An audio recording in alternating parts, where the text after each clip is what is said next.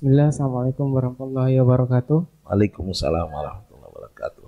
Yang mau saya pertanyakan, Bib, mohon sedikit penjelasannya tentang logo telapak sendal Rasulullah yang sering dipasang di kopiah.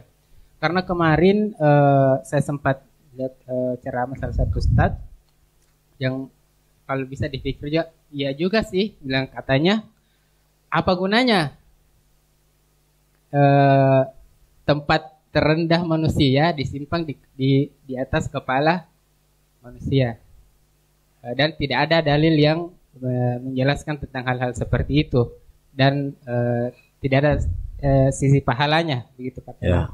Dan saya juga pikir oh iya juga ya. Kalau misalkan katanya kalau misalkan Rasulullah masih hidup, mungkin Rasulullah juga tidak ridho kalau telapak sendalnya disimpan di kepala umatnya. Mohon penjelasannya betul soal itu.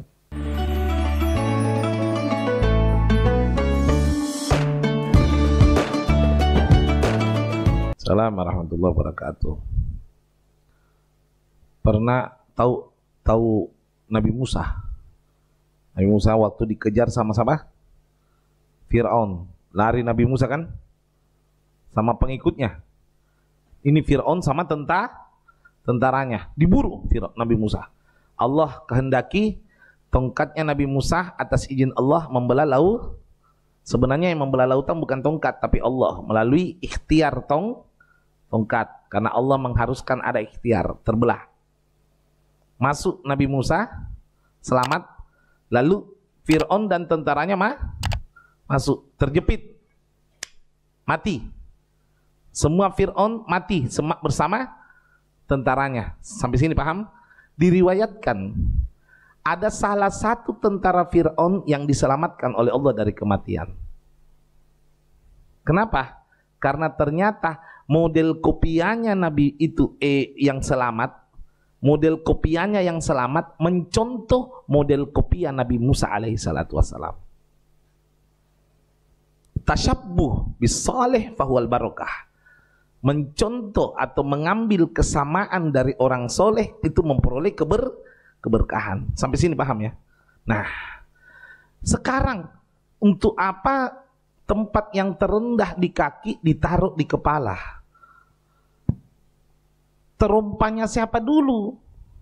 Kalau terompanya misalnya suding ditaruh di kepalaku, saya tidak terima. Tapi kalau terompanya Nabi ditaruh di kepalaku, saya ikhlas. Kenapa? Ini terompah ikut berjumpa dengan zat pencipta alam semesta. Waktu peristiwa Mi'raj, Allah tidak mengatakan kepada Nabi Muhammad, ihla na'lak ya Muhammad. Tidak pernah. Allah tidak mengatakan lepas sendalmu Muhammad. Tidak. Kalau Nabi Musa waktu ada di Tursina, Allah berfirman, ihlak na'lak ya Musa. Lepas sendalmu wahai Musa, karena kau ada di tempat suci. Tapi Nabi Muhammad pakai sendal. Bayangkan, ada yang berani pakai sendal masuk Masjid Babu Salam? Ada yang berani pakai sendal masuk di Masjid Raya? Ada yang berani pakai sendal masuk di majelis? Tidak ada berani. Nabi Muhammad pakai sendal masuk menghadap sama Allah di Sidratul Muntaha, berhadapan langsung dengan Allah, hatta sampai Allah itu menampakkan zatnya. Sampai itu dalam ar-raqi ila hadratil malikil wahhab, Allah angkat Nabi Muhammad ke Maha Pemberi, hatta nadara ila jamalihi bila sitrin wala hijab, sampai melihat zatnya Allah tanpa ada penghalang dan tanpa ada hijab. Waktu itu Nabi Muhammad pakai sendal. Maka ulama berkomentar, Malaikat Jibril, sebelum ulama, Malaikat Jibril sebelum waktu naik langit pertama, kedua sama Nabi Muhammad ini, ketiga sama Nabi Muhammad, keempat sama Nabi Muhammad, kelima sama Nabi Muhammad, keenam sama Nabi Muhammad, ketujuh sama Nabi Muhammad, Malaikat Jibril. Di atasnya langit ketujuh, Baitul Makmur. Tahu Baitul Makmur? Bukan rumahnya Pak Makmur. Sama Nabi Muhammad. Naik ke terakhir ke Sidratul Muntaha, angkat tangan Malaikat Jibril, ya Muhammad maafkan saya, tidak berani kak maju. Kenapa? Satu langkah saya maju, hangus kak terbakar. Karena saya tidak ada izin dari Allah untuk memasuki wilayah ini. Hanya engkau ya Rasulullah. Dan waktu itu Nabi Muhammad tidak melepas sendal. Adakah yang berani meremehkan sendalnya Nabi Muhammad SAW sampai-sampai mengatakan tidak pantas di atas kepala kita? Memang benar, sendal itu tidak pantas di atas kepala. Sekarang saya mau tanya saudara Ismail, sendal Nabi Muhammad ada di mana? Turki. Seandainya saya dikasih sama Presiden Erdogan sendalnya Nabi Muhammad, ku taruh di atas kepalaku, apa saya hina? Nggak. Sendalnya biasa, tapi nempel sama Nabi Muhammad SAW. Sesuatu yang biasa tidak menjadi biasa kalau nempel sama orang istimewa, yaitu Nabi Muhammad SAW. Jelas ya? Al-Quran itu tulisan, sampulnya bukan Al-Quran. Sampul itu bukan Al-Quran, tapi sampul dihukumi mulia karena nempel sama Al-Quran. Maka kalau ada yang mengatakan tidak pantas terompah ditaruh di atas kepala, saya mengatakan, sayalah orang yang pertama mengatakan lebih terhormat kalau terompah Nabi ada di atas kepala saya. Jelas sampai sini? Ini niatnya bukan syariat. Tidak ada memang syariatnya. Tabarukan, mengambil berkah. Mengambil berkah. Kenapa? Kita mau mengatakan bahwa sendal Nabi itu tidak ada apa-apanya dibandingkan kita. Kenapa? Kita ini tidak ada izin ketemu Allah, sedangkan sendal Nabi ikut ketemu. Makanya ulama berani mengatakan sendalnya Nabi jauh lebih mulia daripada malaikat Jibril. Kenapa? Karena dikasih izin maju, sedangkan malaikat Jibril tidak maju. Sebenarnya sih itu bahasa, bukan meremehkan malaikat Jibril. Sendalnya Nabi menjadi mulia karena nempel sama Nabi Muhammad SAW. Sallallahu alaihi Muhammad. Jadi sebenarnya tergantung kita membahasakan. Apakah niatnya untuk menghormati Nabi Muhammad? Tidak ada masalah. Ini niatnya tabarukan. Model terumpa Nabi kita pasang, model terumpa kopiah kita, nggak ada masalah. Kita pengharapan mudah-mudahan kita ada di bawah naungan Nabi Muhammad, kan gitu. Adam wa ma tahtahu tahta liwa yaumal qiyamah. Nabi Adam semua cucunya berada di bawah tongkatku nanti, benderaku nanti di hari kiamat. Kita mau ada di bawahnya Nabi Muhammad, gitu loh. Pengharapannya kita mau ada di bawahnya Nabi. Kenapa mau di bawahnya? Karena kita merasa tidak pantas di sampingnya. Paham ya?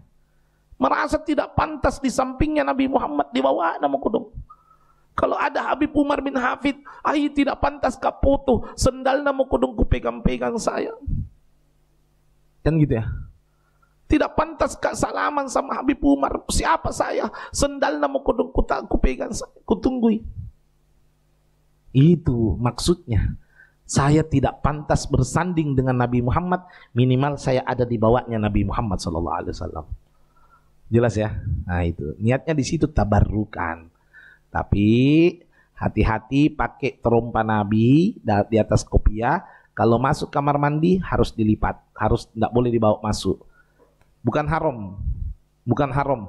Penghormatan kepada Nabi Muhammad SAW. Jelas ya?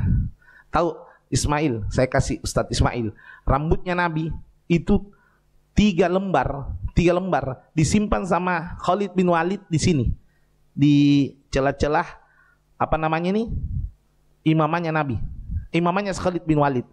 Pernah jatuh imamannya Khalid bin Walid, sedangkan waktu itu Islam kalah, mundur, kembali Khalid bin Walid lari ambil imamannya. Marah-marah orang, gara-gara imam aja kembali kok. Nah hampir mau mati, nah bunuh orang kafir. Apa kata Khalid bin Walid? Kalau imamah saya tidak kembali, tapi itu imamah ada 3 lembar rambutnya Nabi Muhammad SAW. Lebih baik kepalaku dipenggal daripada diinjak sama orang-orang kafir. Daripada itu rambut diinjak sama orang-orang kafir. Bagaimana mereka itu cintanya sama Nabi Muhammad SAW. Sallallahu alaihi Muhammad. Ya Allah karim. Ada satu cerita sebelum Ustadz Rizal. Ada satu orang wariskan harta melimpah, terkaya di daerahnya, kayak sekarang Yusuf Kalla. harta. Tapi ada juga rambutnya Nabi 7 lembar simpan. Berapa? 7 lembar. Waktu warisan dibagi, bingung ini, bagaimana cara bagi rambut ini. Ada salah satu anak, silahkan bagi hartanya, saya tidak butuh. Saya cuma minta rambutnya Nabi bagian saya. Karena itu yang tidak senilai dunia dan seisinya. Habib bisa musyrik. Sejak kapan kita menyembah rambut?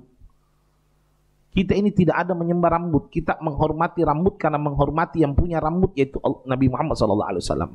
Kita menghormati Nabi Muhammad karena kita mencintai yang menciptakan Nabi Muhammad, yaitu Allah Subhanahu wa ta'ala. Jelas ya?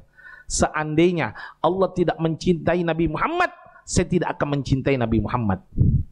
Sampai sini paham?